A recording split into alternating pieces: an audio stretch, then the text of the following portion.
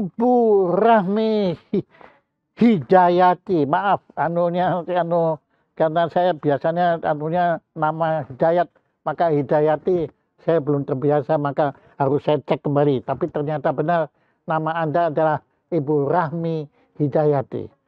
Ibu Rahmi Hidayati, terima kasih Anda berkenan untuk menjadi narasumber acara Jaya Supranasio untuk bicara satu tema yang sangat-sangat menarik, yaitu kebaya goes to UNESCO. Memang itu sengaja pakai bahasa Inggris karena sifatnya menjadi bukan hanya lagi terbatas negara kita, tapi mendunia, yaitu maka kita gunakan bahasa Inggris, kebaya goes to UNESCO. Silakan Ibu Rahmi, bagaimana kok Anda bisa mempelopori gerakan kebaya menuju UNESCO? Silakan. Terima kasih Pak Jaya. Saya teramat sangat merasa terdukung nih dengan diskusi kali ini, karena yang mengundang, yang menjadi moderatornya Pak Jaya Suprana itu luar biasa sekali buat saya. Dan saya juga teramat sangat merasa bahagia hari ini karena Pak Nyoman Swida, beliau deputi di Kemenko PMK juga hadir. Terima kasih Pak Nyoman. Dan Pak Nyoman selama ini selalu mendukung gerakan kita. Apapun yang bisa beliau dukung, membuat gerakan kita ini menjadi semakin besar gaungnya dan rasanya semakin bisa diterima di mana-mana. Saya mau cerita sedikit aja dulu latar belakang gerakan berkebaya ini muncul ya Pak Jaya. Jadi dulu saya wartawan, saya di Bisnis Indonesia, dan tahun 98 itu banyak berkeliaran lah di lapangan ketika Indonesia sedang heboh-hebohnya. Nah, satu saat kita reuni-reunian nih, teman-teman wartawan yang dulu liputan bareng di lapangan, di gedung DPR, kita di jalanan, di demo-demo itu. Nah, satu hari sering kita ketemu, satu hari berpikir kita pakai kebaya deh gitu, kayaknya foto-fotonya jadi lebih bagus gitu, secara kita taruh-taruh di Facebook kan. Kenapa kok Anda memilih kebaya? Karena kita ngerasa biasanya kita pakai kemeja, pakai kaos, pakai celana panjang gitu, pakai rok. Sekali-sekali kita pakai kebaya deh gitu. Gitu aja sih berpikirnya. Nah, kemudian ketika kita foto-foto kok lebih cakep ya kita pakai kebaya. Ya pasti. Daripada kita pakai baju biasa. Nah, namanya wartawan ya, kalau tertarik sama sesuatu langsung dipelajari. Wah, kita pelajari soal kebaya. Akhirnya berpikir, kayaknya kita harus bergerak nih buat kebaya. Karena kebaya tuh udah mulai ditinggalkan pemakaiannya, paling untuk acara-acara resmi. Terus acara-acara kondangan, terus kalau di kampus lagi wisuda gitu. Tapi sehari-hari jarang yang pakai. Kecuali kalau kita lagi di kampung gitu. Nah, even nenek saya di kampung juga pakai kebaya kalau lagi ke sawah. Makanya kemudian kita pelajari, akhirnya ayolah kita bergerak nih untuk budaya berkebaya ini, mengingat itu pakaian-pakaian kita kan nggak cuma kebaya ya yang ciri khas Indonesia, pakaian daerah kita banyak, tapi yang ditetapkan sebagai pakaian nasional kan kebaya. Nah akhirnya ya udah kebaya lah gitu, karena kebaya ini yang sudah diterima dari Sabang sampai Merauke, dari utara sampai selatan. Nah, akhirnya kita bergeraklah untuk kebaya ini, kita mulai bikin diskusi-diskusi soal kebaya dan lain-lain. Dan akhirnya kita bikin dulu namanya komunitas perempuan berkebaya. Ya. Ada juga ketuanya, pendirinya. Kebetulan dari banyak teman-teman yang wartawan yang tadinya ngumpul itu, 4 di antara kami yang akhirnya concern untuk pengembangan kebaya ini. Nah, kemudian berjalan, akhirnya kita bikin resmi lah gitu, ada aspek hukumnya nih, kita bikin akhirnya Perkumpulan Perempuan Berkebaya Indonesia. Nah, ini yang usianya sih baru 2 tahun ya kalau perkumpulan ini. Berapa Bu usianya? 2 tahun. 2 tahun, oke. Tapi gerakan kita itu mulainya tahun 2014. Oke. gitu. Oke. Nah, terus Goes to UNESCO-nya ini. Ya. Oh, enggak. Pertama Hari Kebaya dulu. Hmm. Ya, itu. Kemudian dari Hari Kebaya, kemudian kan gerakan Kebaya Goes to UNESCO. Silakan. Kayaknya Pak Nyoman deh cerita. Gimana Pak Nyoman soal Hari Berkebaya, Pak? Pak Nyoman, jadi Pak Nyoman, halo Pak Nyoman. Lama saya nggak masuk Pak Selamat Nyoman. siang, Pak Jaya, Pak Ibu Ya, saya nggak sekalian. lupa dukungan Bapak terhadap pergelaran tari Bedayan. Itu kalau nggak ada Pak Nyoman nggak jalan itu ya. Terlalu anu, Pak. Aduh, bukan main. Nah, Pak Nyoman, waduh, wah di belakang Anda itu nanti dulu. Itu apa Pak? Kok ada parasit kemudian itu Kemenko PMK Iya. itu apa? Itu Pak Nyoman itu yang terjun payung itu. Terima kasih, selamat siang Pak Jaya, Bapak Ibu sekalian yang saya hormati, Bu Rahmi. Ini perempuan hebat yang saya ketemu, salah satu perempuan hebat yang paling konsisten memperjuangkan kebaya ini Pak Jaya. Yang pertama, ini latar belakangnya saya sangat bangga pada saat kita melakukan kegiatan di Papua dulu, di Papua Barat yang disebut dengan apa yang acaranya ya, saya lupa. Waktu itu ada penjelajahan bersama-sama dengan Kopassus, beberapa perguruan tinggi, peneliti untuk mengeksplor kekayaan kebudayaan daripada Papua. Jadi ekspedisi NKRI, saya ingat. Waduh, wah bukan main. NKRI di Papua Barat waktu di Kaimana. Nah, saya sangat terkesan pada saat itu karena penerjun payung ini adalah prajurit TNI AD yang berasal dari Papua Barat, putra asli Papua Barat. Wow, bagus sekali. Beliau masih pas pangkatnya belum perwira, masih bintara. Tapi beliau membawa bendera Kemenko PMK karena kita Kemenko PMK waktu itu menjadi fasilitator dari kegiatan ekspedisi NKRI di Papua dan Papua Barat.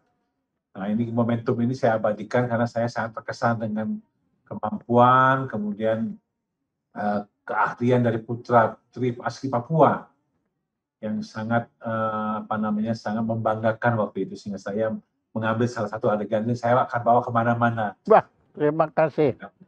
Papua ini tidak seperti yang disangka banyak orang, banyak sekali kemajuan, keahlian mereka, kemudian ketekunan mereka juga dalam program-program kita. Demikian Pak Jaya. Iya, bukan main.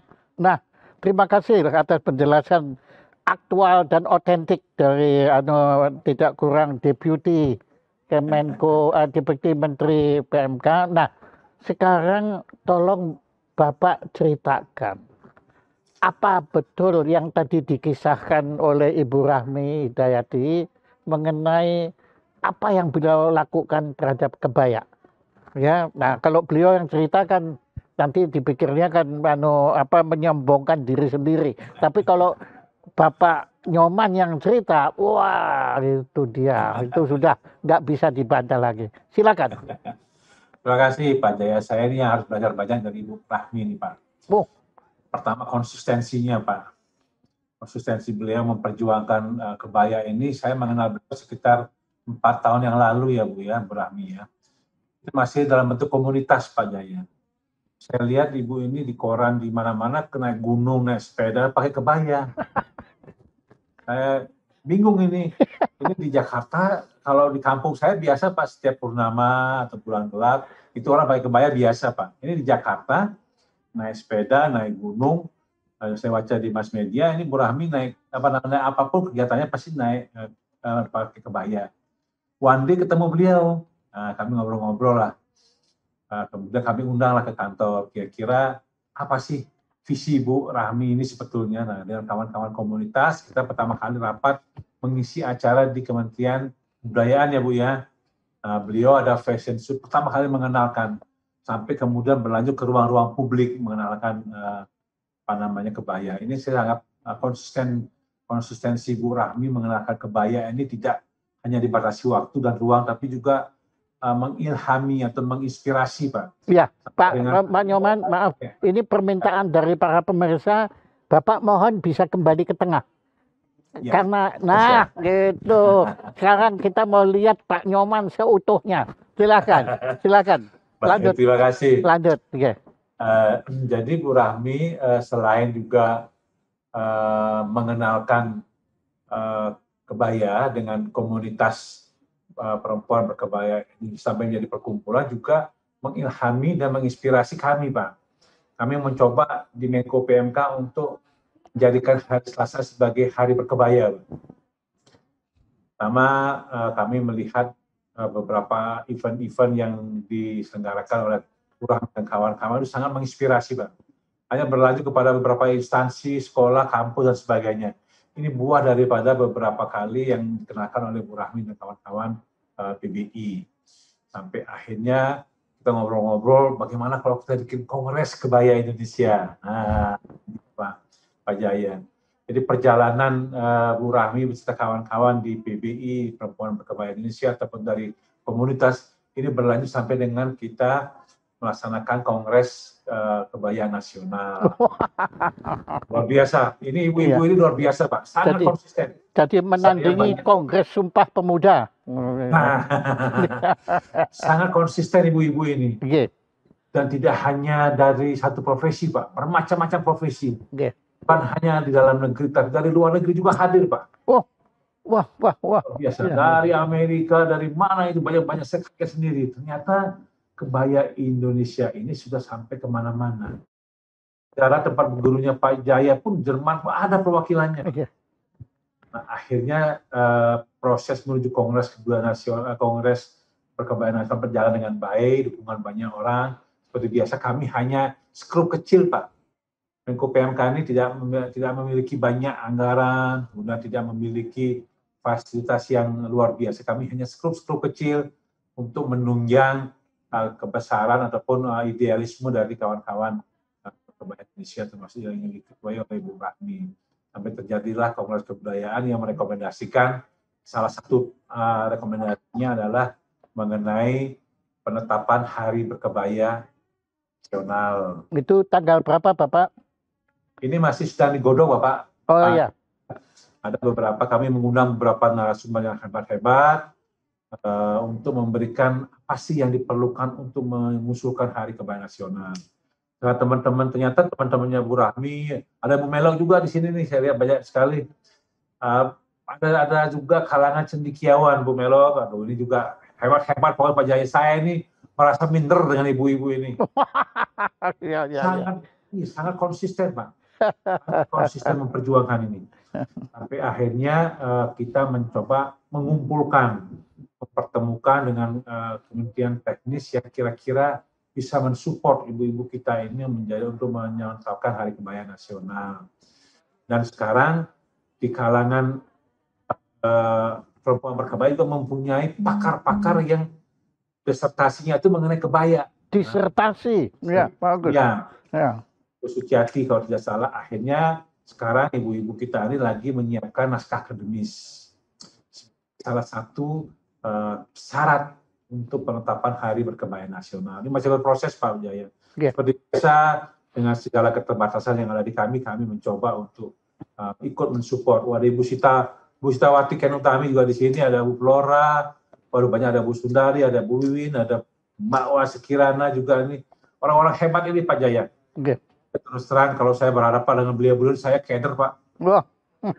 Sehingga saya benar-benar merasa bangga dan menjadi satu kehormatan bisa ada di tengah-tengah beliau-beliau ini. Sampai akhirnya bergulir nanti setelah Hari Kebaya Nasional ditetapkan, kita akan goes to UNESCO. Persiapan tentu bukan hal yang mudah, Pak Jaya. Kami juga mohon dukungan dari Pak Jaya yang sudah memiliki nama besar, prestasi, dan segala macam di dunia internasional. Ikut sama-sama, Pak.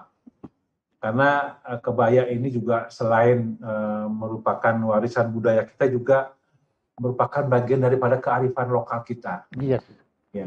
Sehingga pada saat kami mengundang para narasumber, kami juga sependapat bahwa tidak perlu ada kebaya yang seragam. Biarkan kebaya itu tumbuh di masing-masing wilayah Indonesia. Bhinneka Tunggal Ika. Bhinneka Tunggal Ika. Identitas nasional ini kita sematkan di kebaya. Terus terang saya sangat ingin sepenuhnya membantu ibu-ibu kita. Kami sangat terbatas Pak Jaya, Bapak sudah tahu sendiri gimana kondisi kami di sini. Namun semangat kami sama tekad kami bersama-sama beliau-beliau ini. Itu kira-kira Pak Jaya. Wah, bukan main Pak. Ya, kalau saya belum mengenal Pak Nyoman, saya pasti percayalah kalau Pak Nyoman itu demikian nggak tahu apa-apa begitu kan anunya. Cuma sayangnya saya sudah kenal beliau, ya saya tahu benar beliau sangat tahu mengenai kebudayaan Indonesia. Ya saya alami bagaimana waktu beliau mendukung pergelaran festival tari Bedayan itu dahsyat sekali. Pengabdian beliau itu benar-benar yang kami harapkan, yaitu dari apa yang disebut pemerintah. Beliau tidak main perintah, itu pasti ya. Tapi makanya saya mengusulkan gara-gara mengenal Pak Nyoman, nama pemerintah itu harus diganti menjadi seorang pengabdi rakyat. Beliau itu benar-benar mengabdikan dirinya kepada rakyat.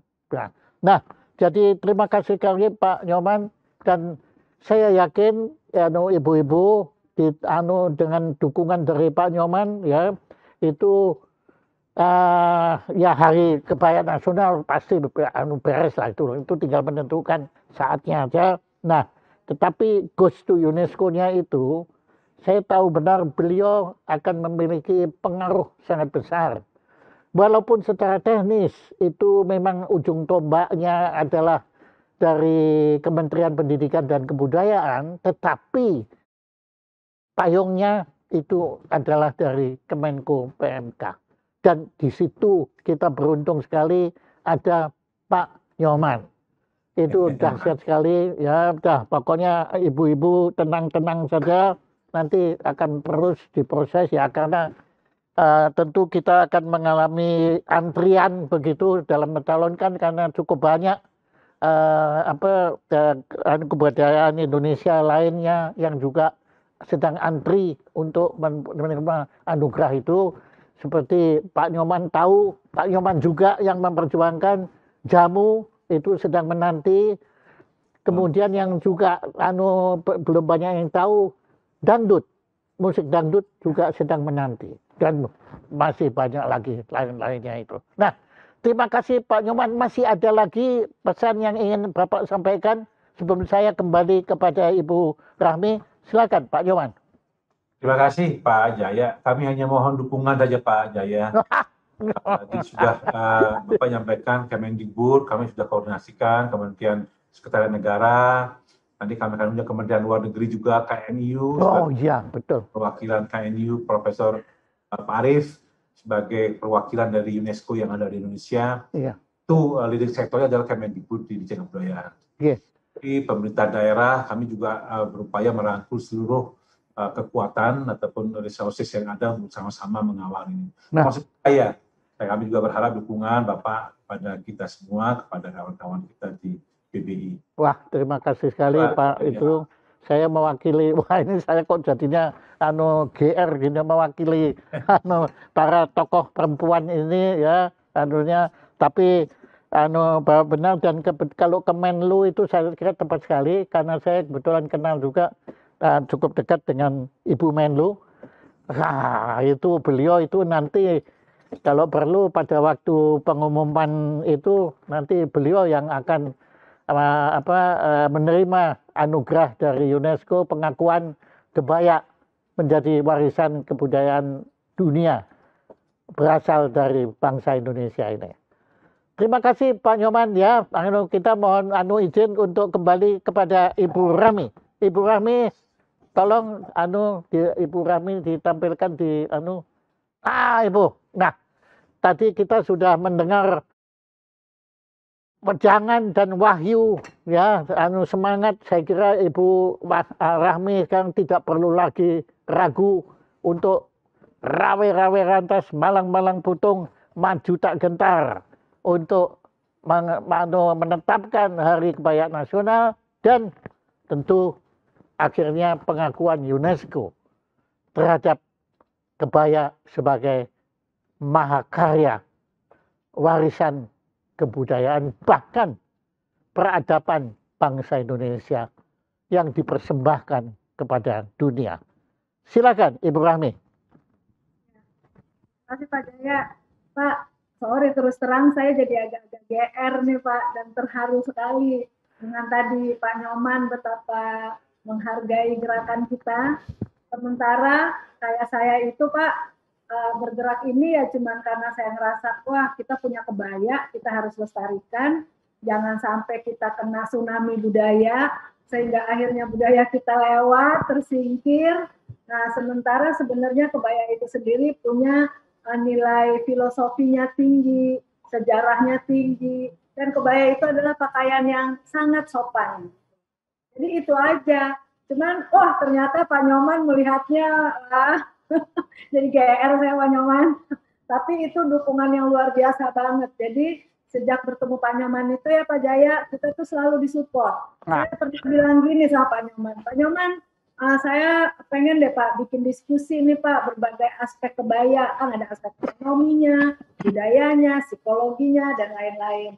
Oh bagus kata Pak Nyoman. Terus ya Pak, masalahnya kita nggak punya duit. Terus Pak Nyoman bilang gini, ya udah bikin aja di Kemenko PMK, nanti kita fasilitasi semua. Wah. Mulai Pak dari pembicara sampai makan siang, snack dan lain-lain. Sediakan semua sama Pak Nyoman. Dan itu sering Pak, nggak cuma sekali.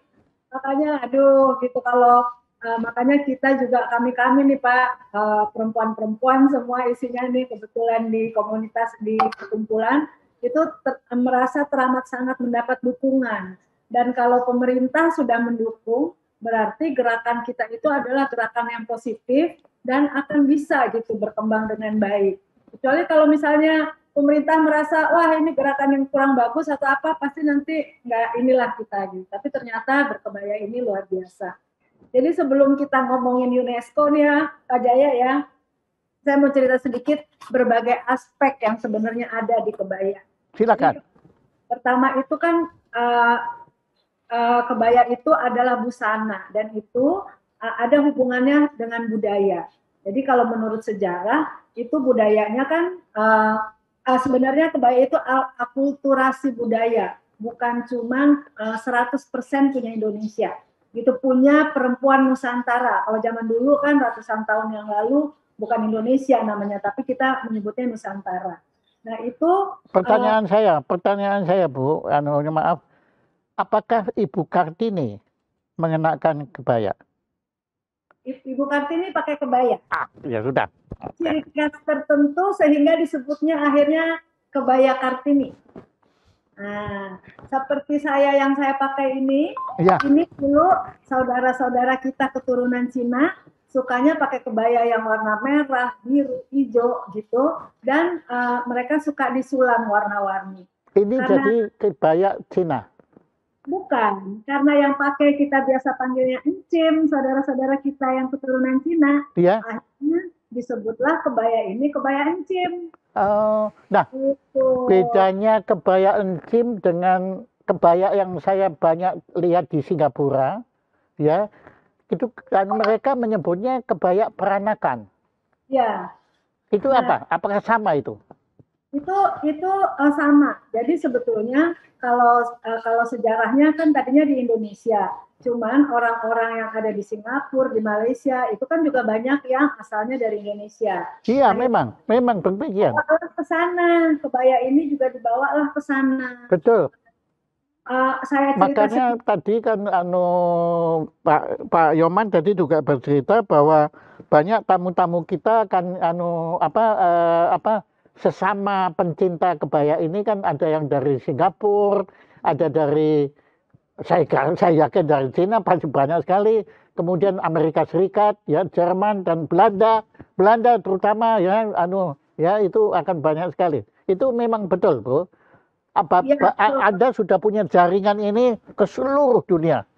Iya betul. Jadi seperti saya cerita tadi, Pak Nyoman tadi cerita ketika kita bikin acara itu dari mana-mana. Karena kebetulan ini sih ya, gerakan kita ini kan diawali itu dengan teman-teman wartawan. Nah, kayak saya 5 tahun terakhir saya jadi wartawan dulu, saya jadi wartawan di Istana Kepresidenan.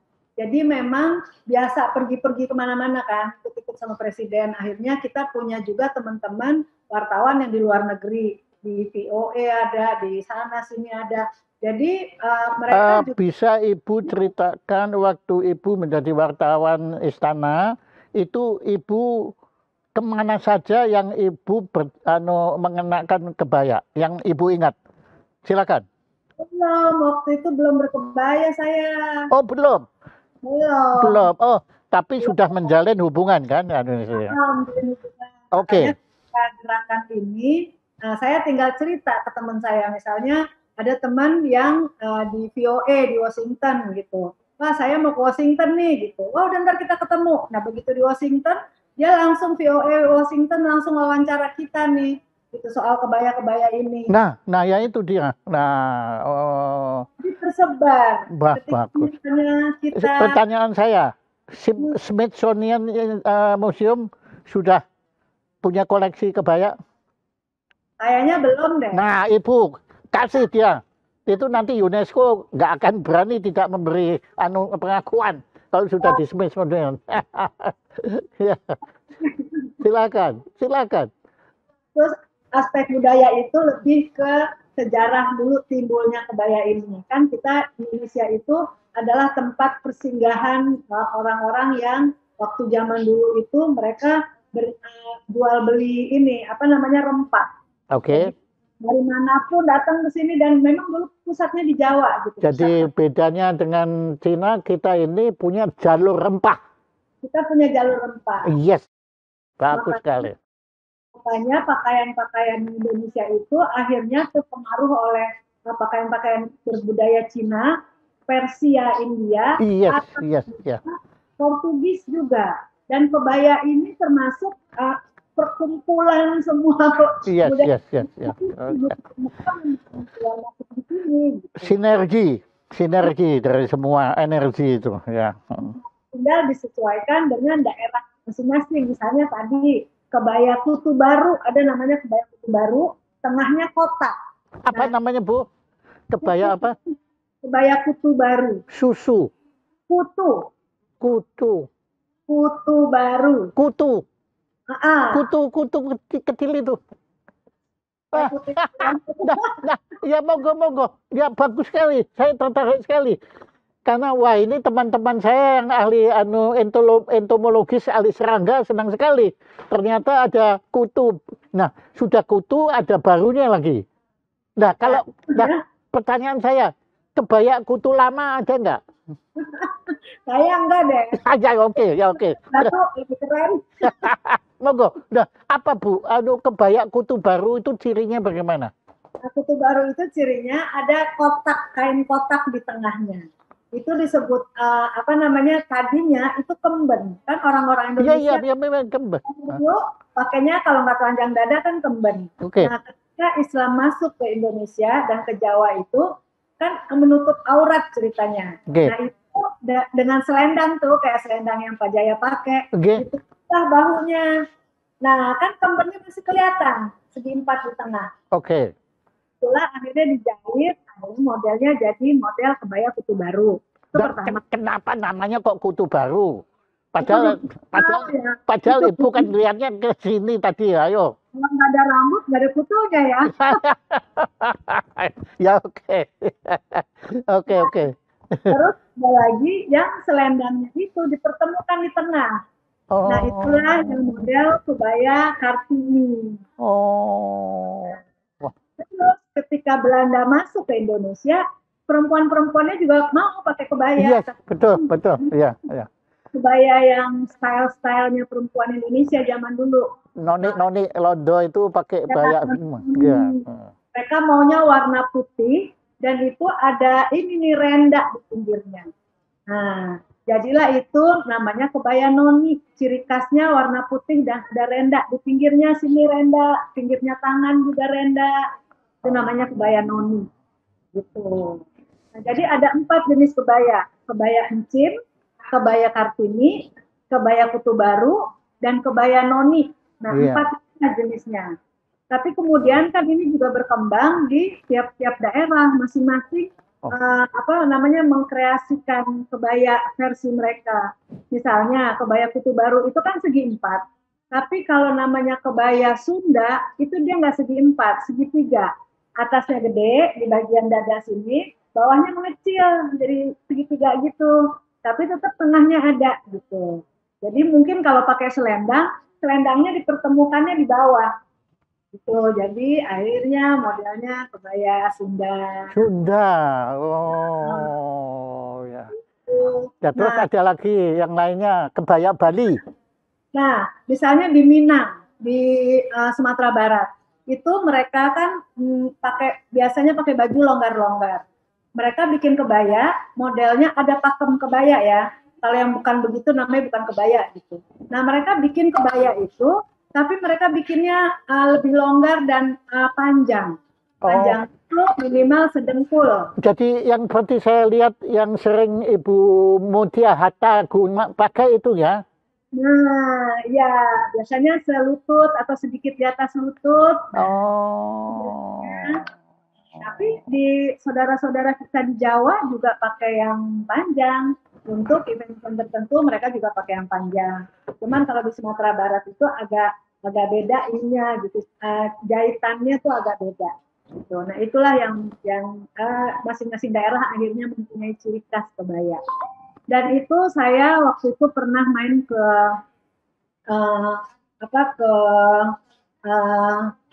di Sulawesi Utara di dekat Manado, ke Kupang.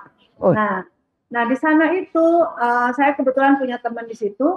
Dia cerita dia punya foto neneknya yang udah 200 tahun umur fotonya, itu neneknya aja udah pakai kebaya. Dan itu di Sulawesi Utara. Jadi bisa kita bayangkan bahwa kebaya itu udah nyebar kemana-mana secara jadi itu kebaya Manado. Ya, atau kebaya Minahasa ya, situ. Ya. Wah, bukan main, indah sekali, Bu. Apakah sudah ada buku ensiklopedi kebaya? Belum ada kalau ensiklopedi. Nah, tolong Bu, nanti dengan dukungan Pak Nyoman itu pasti akan terwujud itu. Ya, itu bagus sekali ya. Nanti jadi kalau kebaya itu kemudian satu persatu dibahas dari. Saya juga baru tahu kalau ada kebaya Kutu Muda, baru tahu hari ini ya. Kalau tadi kan kebaya Noni ya, oke.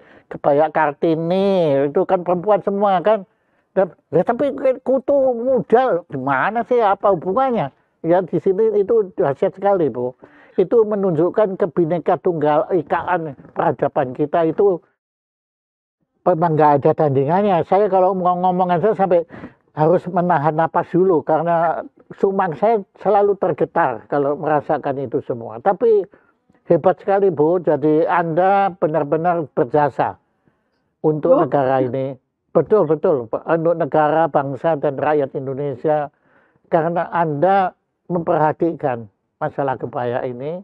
Dan bukan hanya memperhatikan, tetapi Anda berusaha mengangkat kebaya ini ke forum, ke panggung. Kalau zaman sekarang katanya platform itu kan, artinya itu dalam template, waduh, ya, yang lebih keren lagi di sini.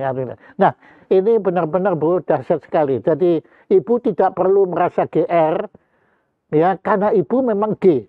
G itu kan gede kan. Nah, memang Ibu nggak perlu gede omongso, karena Ibu memang dengan sendirinya sudah gede. Dan saya yakin Pak Nyoman setuju dengan saya. Situ. Dahsyat sekali. Nah, kemudian apalagi yang Anda bisa ceritakan tentang kebaya? Ini yang kita pasti banyak yang belum tahu. Silakan. Pak Jaya, saya mau koreksi sedikit. Jadi ini bukan saya sendiri, Pak. Tahu, Bu. Tapi kan sekarang saya ketemunya dengan Ibu. Ya makanya ya saya ngomongnya Ibu. Nah, kalau boleh saya tadi Ibu secara sekilas kan menyebut Ibu ada 4 teman Anda yang ikut dalam memulai gerakan ini bersama-sama. Itu siapa saja supaya kita bisa juga tahu. Silakan. Ya Pak Jaya juga kenal. Pertama Christine Samah. Oh ya, oke. Nah, Christine itu juga ada di grup Satu Pena. Terus ada namanya Tuti. Tuti itu dulu wartawan Antv. Terus ada satu lagi Lia Natalia. Nah, kita wartawan semua tuh Pak berempat. Itu awalnya sekali itu berempat. Jadi semua wartawan gitu. Iya, awalnya gitu. Jadi semua penulis. Iya. Nah makanya ensiklopedi nggak masalah buat Anda, sudah langsung tulis aja jadi, sudah. Silakan, ya oke, silakan lagi. Dan silakan Anda koreksi, saya tetap nekat aja ngomongnya ke Anda sekarang. Yang mau ngajari Anda, atau ada ibu-ibu yang tadi disebut ada ikut sekarang dalam forum ini? Itu kayaknya Pak Nyoman angkat tangan deh. Pak Jaya, saya izin Pak Jaya, Bapak Ibu sekalian. Oh, ya. Jam 4 ini ada Zoom, ada meeting juga Pak. Baru saya ingatkan sama teman-teman bahwa saya ada meeting jam 4. Oke. Saya mau izin Bapak Ibu sekalian. Dengan berat hati kami mengizinkan. Terima kasih Pak Jaya, Bapak Ibu, Bu Rami, Bu Belok, kawan-kawan semua. Saya mau izin, ada acara lagi jam 4 ini rapat. Terima kasih, selamat sore. Selalu semangat dan sehat semua. Terima kasih Pak Nyoman, terima kasih. Oke, ya, oke Bu. Nah sekarang, apakah tadi di antara yang ibu-ibu tadi Anda sebut itu ada yang ikut dalam forum ini? Nah, kayaknya nggak ada deh. Waduh, ya oke, nggak apa-apa. Oke, ya. Silakan lanjut, Ibu. Ya. Jadi tadi saya baru menyinggung sedikit aspek budaya ya. Nah, kebaya itu juga ada aspek psikologisnya. Woi, wah, ini menarik ya. Ya, kalau psikologis sudah pasti lah. Kalau saya lihat perempuan berkebaya, waduh, udah secara psikologis saya sudah terhanyut. Gitu. Silakan. Nah, tapi itulah secara psikologis itu banyak ya yang merasa kebaya itu ribet, terus kebaya itu kuno, kebaya itu nenek-nenek gitu. Sementara aspek pelestarian kebayanya, pelestarian budayanya itu jadi terlupakan gitu. Nah sekarang tantangan kita nih, bagaimana supaya orang-orang yang merasa terbebani ketika harus berkebaya itu bisa merasa happy dan merasa oh iya kita pakai kebaya nih bagusnya gitu. Nah aspek psikologis dan bukan hanya happy tetapi bangga Bu. Bangga berkebaya. Iya. Ya, karena sebetulnya kalau aslinya kan berkebaya itu bawahnya pakai kain. Nah kain itulah yang orang merasa ribet. Terus itu yang pertama. Yang kedua ngerasa kalau pakai kebaya kan banyak kebaya yang ngepres body gitu. Padahal nggak harus ngepres body. Kalau misalnya kita pakai kebaya sehari-hari misalnya ya. Ya, kebaya Padang itu nggak ngepres itu. Iya, enggak. Iya. Modelnya gitu. Jadi kita tinggal sesuaikan mengenai pakai kainnya ribet, gimana caranya supaya pakai kain nggak ribet. Sehingga akhirnya saya dengan Mbak Sitawati, ini ada Mbak Sitawati juga di sini. Oh ya? Oh. Berkebaya yang di Bogor. Nah itu kita naik gunung pakai kebaya. Itu pakai kebaya juga kita sama Mbak Sita. Waduh, kalau saya nggak sanggup, mau nggak pakai kebaya aja nggak sanggup, saya apalagi pakai kebaya. Iya, terus udah gitu saya event para layang terbang sampai kebaya juga. Gimana caranya pakai kainnya supaya tetap nyaman ketika kan harus dililit-lilit ini gitu ya. Iya. Nah, gimana caranya? Itulah yang harus kita. Kalau boleh saya usulkan Bu, begini, bangsa Indonesia ini kan mudah bangga kalau ada orang asing. Ya kalau bangsanya sendiri selalu kan dianggap enteng gitu kan. Tapi kalau bangsa asing ada yang mengenakan kebaya. Contohnya, saya punya teman namanya Madonna. Madonna yang di Amerika itu Bu. Nyanyi itu.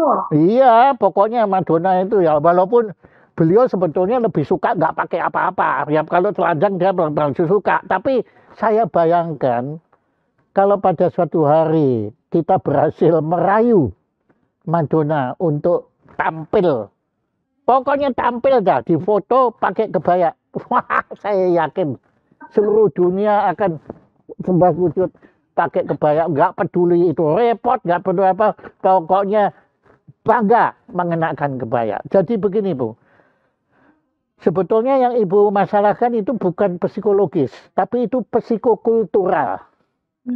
Itu adalah masalah psikologis, tapi bukan personal, tetapi terkait kepada kebudayaan. Memang saya akui, Bu, saya bukan hanya pada kebaya. Waktu saya memperjuangkan wayang, waktu saya perjuangkan jamu, waktu saya memperjuangkan gamelan, itu juga oleh generasi muda yang saya dianggap kuno, ketinggalan zaman, ya, melestarikan keusangan, pokoknya semua yang negatif. Ya, karena mereka sudah selalu terbiasa bahwa yang datang dari luar itu yang benar. Nah, ini yang makanya Bu, ini perjuangan kita untuk ini termasuk dalam gerakan semangat kebanggaan nasional.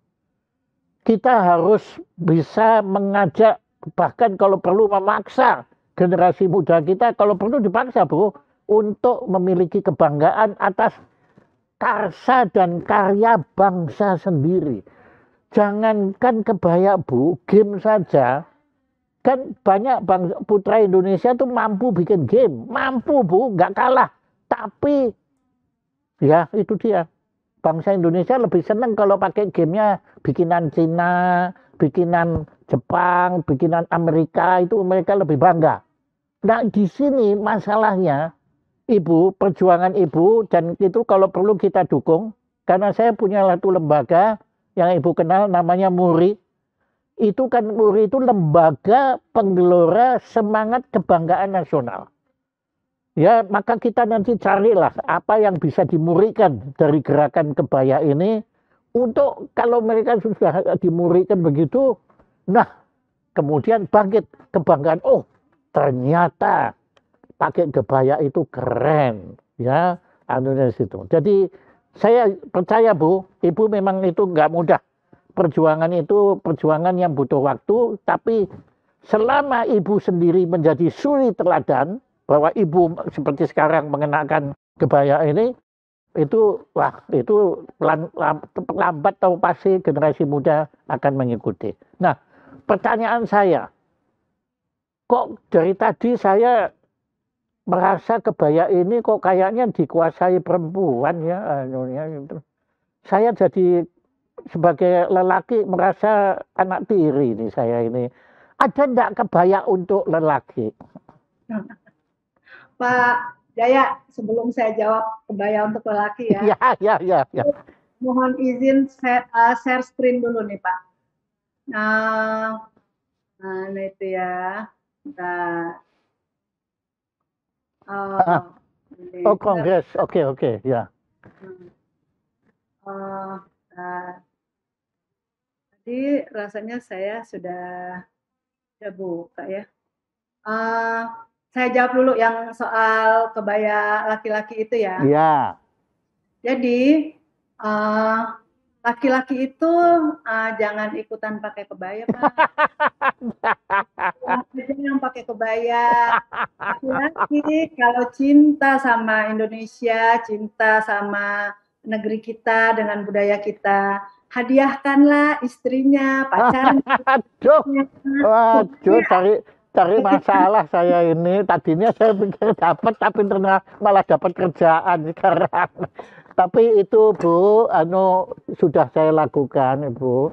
Saya termasuk yang Ibu Ella itu yang sejak awal abad ke-20 ini, saya itu mohon sekali kepada Ibu Ella Wadi Sarwono untuk mengenakan kebaya. Itu beliau juga ditertawakan. Ya, ditertawakan, apa itu kuno, kampungan, bahkan kampungan, Bu. Saya bilang, loh, justru kampungan itu bagus, saya bilang. Nah, dan saya memang kemudian memberi waktu itu satu kebaya putih, ya, saya masih ingat benar. Tapi setelah itu, Ibu nggak perlu saya belikan lagi, Ibu Ella beli sendiri. Dia punya koleksi kebaya, itu sampai ke Singapura, ke Malaysia, dia koleksi semua. Bahkan terakhir kalau nggak salah dari Bali juga, ya, kebaya Bali, ya, anunya situ, ya. Kebetulan saya kan dilahirkan di Bali, Bu. Itu ibu kandung saya itu selalu menggunakan kebaya. Selalu sehari-hari suka kebaya anunya di situ. Dan kebaya Bali anunya gitu. Monggo, kan balik lagi pada ya sudah mengenai laki saya batalkan dah anunya kebaya laki itu. Silakan. Ini saya share screen sedikit nih ya. Tadi tadi Pak Jaya bilang apalah yang mesti kita lakukan apa. Nih. Udah dapat, Pak. Saya ngetes juga, saya pikir masih ingat apa enggak. Ternyata si punya benar rekor dunia kan. Iya. Saya tahu 17.000 Pak ini acara ini dihadiri oleh para perempuan berbudaya 17.000. Wah bukan main, itu nggak mungkin ditandingi sudah. Waduh. Jadi Pak, Bapak lihat ini foto di sini. Iya. Di foto ini ada tulisan 12.000. Ini beberapa hari sebelum hari H tercatat 12.000 yang daftar. Nah. Kemudian buatlah flyer ini kan, dibikin ininya 12.000 tulisannya. Di hari H Pak yang datang 17.000 Boh. Ini ramai sekali, Bapak bisa lihat nih ibu-ibu berkebaya semua. Iya. Ini memang luar biasa. Terima kasih Bu, terima kasih.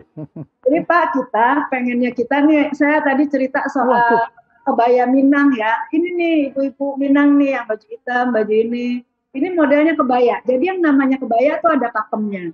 Karena tadi ya, kenapa akhirnya muncul model kebaya? Kan tadi kain selendang, kain yang disampirkan di di pundak untuk menutup aurat ketika Islam masuk ke Indonesia. Oke.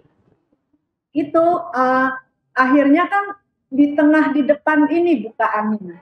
Itu salah satu pakem pertamanya kebaya. Jadi bukaannya di depan. Nah, kemudian ininya dia simetris kiri dan kanannya. Jadi kalau modelnya bawah yang kiri lebih panjang atau lebih tinggi daripada yang kanan, itu bukan kebaya. Jadi dia simetris. Ada yang modelnya kayak gini meruncing di depan, ada yang lurus kayak yang baju ini nih lurus aja, tapi dia simetris kiri dan kanan gitu. Nah, awalnya dulu modelnya kebaya tuh tangannya panjang. Tapi seiring dengan kebutuhan dan lain-lain, akhirnya ada yang kebaya yang tangannya 3/4 segini. Yang mana Bu? Nah, kalau ini panjang semua ya. Iya. Ya. Nah, kayak ini. Oh ini, iya. 3/4 ada yang tangannya pendek. Dan nah, ini itu Bu, maaf, itu yang tangannya pendek itu sebutannya kebaya apa Bu? Kebaya aja sih semuanya namanya tetap namanya kebaya. Yang membedakan itu tadi yang soal bagian depannya itu. Kebaya baru, kebaya Kartini gitu. Nah, bedanya di situ. Ini teman-teman di Perempuan Berkebaya Indonesia Bali. Mereka bikin acara surfing pakai kebaya.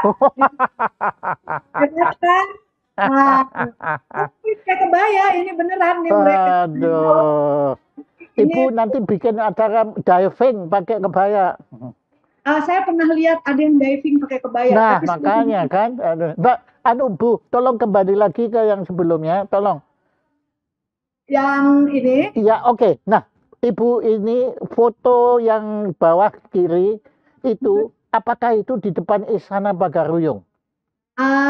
Ini bukan di Pagaruyung, ini di Bukit Tinggi. Waduh. Saya kalau ngelihat arsitektur Padang itu, sukma saya tergetar Bu. Menurut saya itu arsitektur yang paling impresif yang pernah saya saksikan. Bukan hanya di Indonesia, di dunia. Makanya ini foto itu bukan main Bu, bahwa foto yang dilakukan ini dengan ini kebaya apa? Yang putih ini, kebaya Padang. Namanya kebaya Basiba kalau orang Minang menyebutnya. Apa namanya Bu? Basiba. Basiba. Ya, Basiba. Wah, bagus sekali. Ya. Aduh, keren sekali Bu. Dan cenderung longgar. Keren. Ini saya lanjut dulu pamerin foto-foto ya. Silakan. Nah, ini pakai kebaya tuh macam-macam. Ini Mbak Sita nih yang hadir di sini. Ini teman-teman Perempuan Berkebaya Bogor lagi ada acara. Ya. Perempuan Berkebaya Ambarawa. Mana? Yang mana? Oh, yang itu. Ya. Oke. Ini waktu itu Bogor dan Jakarta kita lagi ngumpul di Istana Bogor. Wah, tuh. Ini yang bawah saya waktu itu, saya kebetulan emang sama sama Mbak Sita, kita anak gunung. Jadi dulu ekspedisi Mapala UI ke Pegunungan Pegaf di Papua, 2000 DPL. Itu ibu-ibu di situ ternyata juga pakai kebaya dan itu membuat saya sangat terharu. Waduh. Ini tentara-tentara sih fotonya di situ. Yes, bagus sekali. Anak-anak, ya. Sekarang gimana caranya kita bisa membuat anak-anak kecil, anak-anak muda, mereka mau berkebaya? Ya dipaksa, ini dipaksa, Bu. Iya, mulai dari dia merangkak sampai dia udah bukan main. Bagus sekali, Bu. Bagus sekali. Wah, indah sekali. Ini teman-teman perempuan berkebaya, kita udah ada di 9 cabang. Jadi ada yang di Bali, Sumatera Utara, Sumatera Barat, Bogor, Ambarawa, Jogja, kemudian di Pekalongan, terus di Banten dan di Jakarta. Jadi kalau begini Bu, kalau Pekalongan itu saya oke. Kok Ambarawa kok bisa ada perhimpunan perempuan berkebaya? Bagaimana itu ceritanya Bu? Wah, karena teman-teman di Ambarawa itu mereka kan jauh juga dari Jogja, jauh juga dari ini. Itu di Sumatera Utara coba. Kebaya juga. Nah, iya, repot ya. Tapi Pak Jaya, saya cerita. Saya kan pernah sepedaan keliling Danau Toba ya. Itu ketemu sama ibu-ibu yang pada pakai kebaya, jalan beriring-iring. Saya penasaran, saya tanya. Itu 2 tahun yang lalu.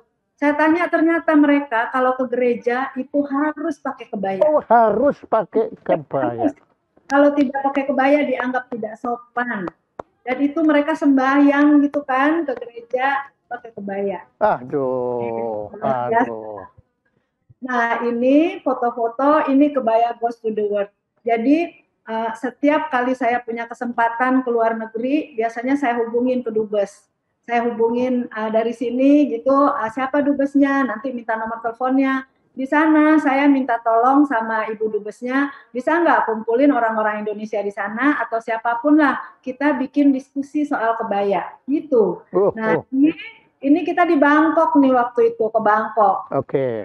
Bikinlah diskusi sama ibu dubes di kedubes. Terus ini waktu itu juga di Bangkok, ini di Tokyo. Maaf Bu, apakah itu yang di Bangkok itu duta besarnya apa sih Pak itu? Yang bekas yang ketua pramuka itu. Aduh, namanya kok saya lupa katanya. Itu saya juga lupa namanya. Iya, oke, nggak apa-apa. Silakan lanjut Bu. Ya. Nah, ini di Bangkok. Ini saya nih sama Mbak Sita waktu itu kita ke Tokyo. Nah, ini juga di Tokyo nih Bu Dubes. Sekarang Bapak Dubesnya udah jadi Menteri SDM. Oke. Nah, ini kita ke Nepal. Wah. Kita berkebaya. Ini di Nepal. Saya dengan Mbak Sita nih. Yang mana? Oh itu. Ini Nepal nih. Nah, di sini orang-orang Nepal ngelihat kita pakai kebaya, mereka tuh sampai ngelihatnya, ih gitu, ini baju dari mana? Oh, iya, pastilah anunya. Iya, ini mereka pada minta foto bareng. Ini kayak gini nih, minta foto gitu sama kita gitu. Yang ini yang di tengah itu kelihatannya kayak di bak dapur itu ya? Iya, iya. Nah, ini oh iya deh, ini di ibu kotanya Nepal, Kathmandu. Enggak, tapi kalau saya melihat patungnya itu bukan di Kathmandu tapi di bak dapur itu.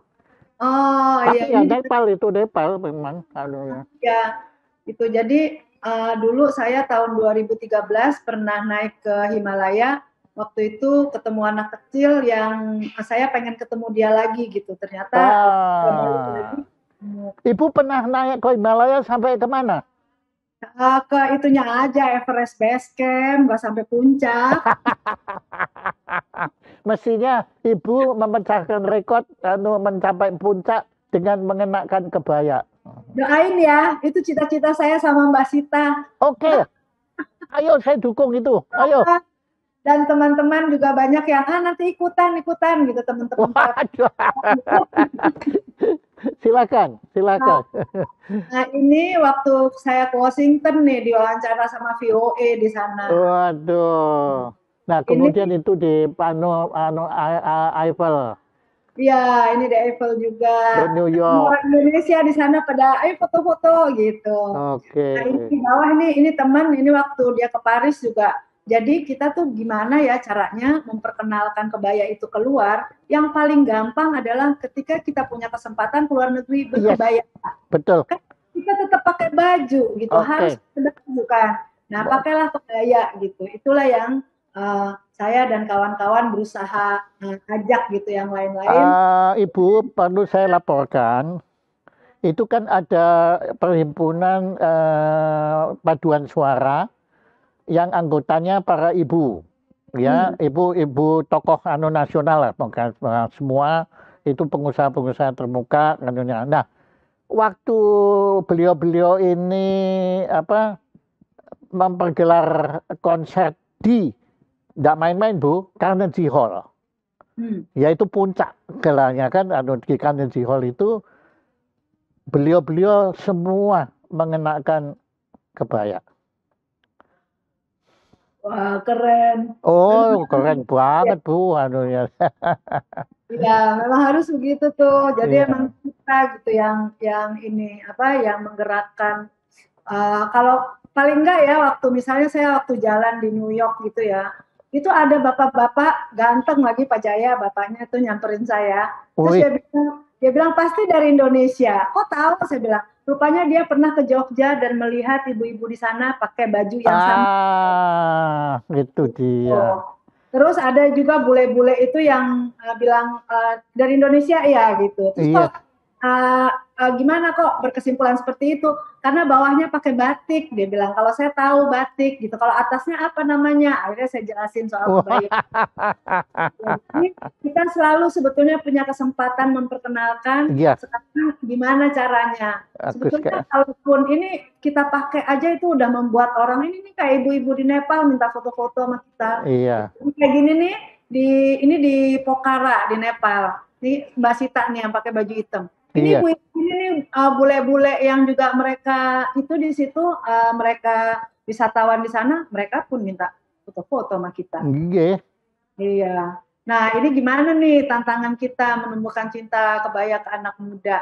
Ini nih saya para layang di atas danau di tadi itu di Pegunungan Pegaf, Anggigida nama danaunya.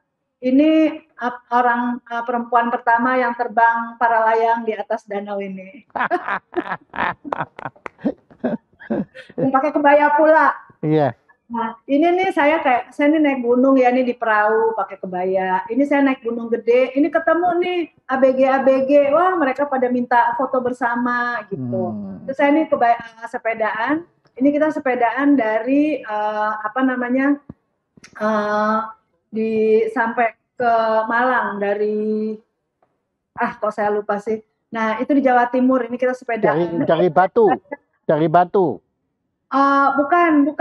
Yang objek wisata yang tanahnya datar tapi ada gunungnya itu. Kok lupa sih. Bromo, dari Bromo turun sampai ke Malang. Nah, ini di Bromo nih. Itu kita pakai inilah gitu. Ya, setelah kita kumpul-kumpul nih perempuan-perempuan semua kan, setelah kita kumpul-kumpul terus orang-orang pada mau foto dong, mau foto. Kan mereka ya ketika foto-foto kan pasti mereka share di medsosnya apapun komen mereka dan itu orang lain akan melihat bisa ya gitu. Nah ini saya waktu itu ada Outfest namanya Outdoor Festival, saya ajak anak-anak pecinta alam yang ABG itu, ini anak-anak Mapala UI. Kita bikin fashion show berkebaya, makanya ini ada yang bawa sepatu buat diving, ada yang bawa ransel, ada yang bawa segala macam, tapi ini anak muda semua. Wah, hebat. Kalau saya lagi naik gunung begini nih, tetap nih bawa ransel, pakai kain, gitu. Jadi sama Mbak Sita, saya kalau naik gunung begini nih kita stylenya. Dalam waktu dekat kita akan naik gunung lagi. Nah, ini anak saya yang perempuan ikutan Mapala UI juga. Oh, aduh, iya. Jadi saya sekarang kalau naik gunung punya teman berkebaya. Aduh. Saya sama Mbak Sita nih yang foto paling kanan. Kita di atas di puncak Gunung Gede.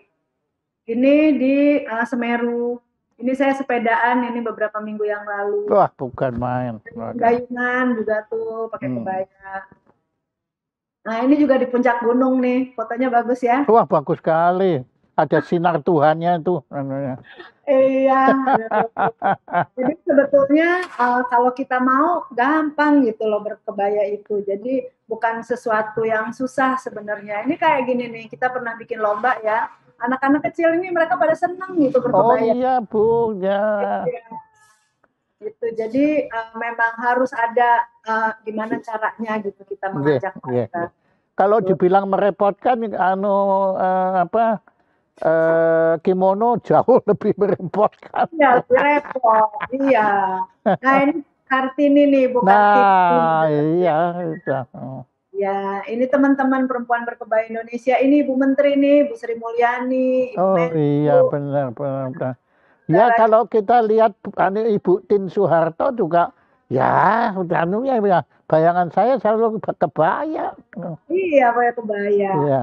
Nah, ini model-model kebaya kan bisa macam-macam. Iya. Waduh, diburu-budur. Nah. Ya.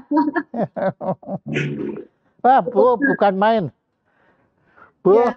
Waktu yang membatasi kita sebetulnya saya masih mau kalau perlu semalam suntuk ini nggak cukup ya untuk mengagumi kebaya. Bu, begini, saya kan waktunya terbatas ini. Nah, apa yang belum saya tanyakan yang menurut Ibu justru perlu kita ketahui semua.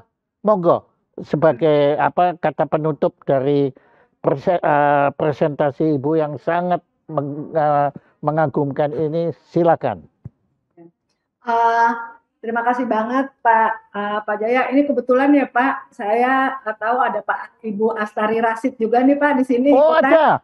Diskusi dengan kita. Ya, wah, sudah kembali dari Bulgaria. Iya. Nah, ibu-ibu seperti Ibu Astari inilah yang benar-benar kita harapkan bantuannya Pak untuk memperkenalkan kebaya ke dunia. Bisa tolong Ibu Astari coba angkat bicara Ibu Astari, bisa nggak? Bu Astari. Ya. Halo. Silakan. Wah. Apa kabar? Iya, lama nggak ketemu. Silakan. Saya lagi kurang pantas tampil, jadi nggak apa-apa ya, suara aja ya Pak. Wah, kalau Ibu nggak pantas ya saya apalagi, ampun deh Ibu. Ya silakan. Saya tuh sebetulnya udah pakai kebaya itu dari saya umur 20-an ya. Saya dengan Ibu Tin segala itu kan saya sering ke istana dulu ya. Mimpin organisasi segala macam. Selalu saya berkebaya. Sampai saya waktu kemarin itu jadi dubes juga. Saya nggak pernah nggak pakai kebaya. Nah, jadi, pasti. Jadi dan setiap ada acara dari saya bawa acara dari Indonesia itu selalu menampilkan ibu-ibu berkebaya. Waktu itu untuk resepsi diplomatik kita segala itu kita bikin pergelaran budaya kebaya. Ibu-ibu dari Jakarta seperti ibu-ibu, wah semuanya ibu-ibu pengusaha itu pada datang semua.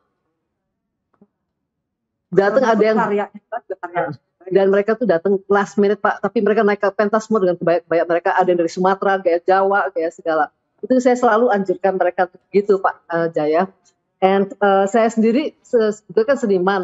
Saya kan bikin karya kebaya yang setinggi 3 meter itu. Udah dipasang waktu itu di Singapura juga untuk pameran. Semua itu memang ini saya berkaitan dengan kebaya ya Pak ya. Saya sangat jadi saya akan melanjutkan lagi dan saya dengar ada kelompok lain ya ini yang itu hubungannya apa ya dengan kelompok kebaya ini ya? Bu Rahmi? Ya. Bu Rahmi itu? Iya, Bu Sari. Ya, saya dengar ada kelompok satu lagi yang sama Bu Tuti Anangga Rusdiono bikin perempuan berkebaya juga Indo, perkumpulan yayasan. Itu ada hubungan tidak dengan?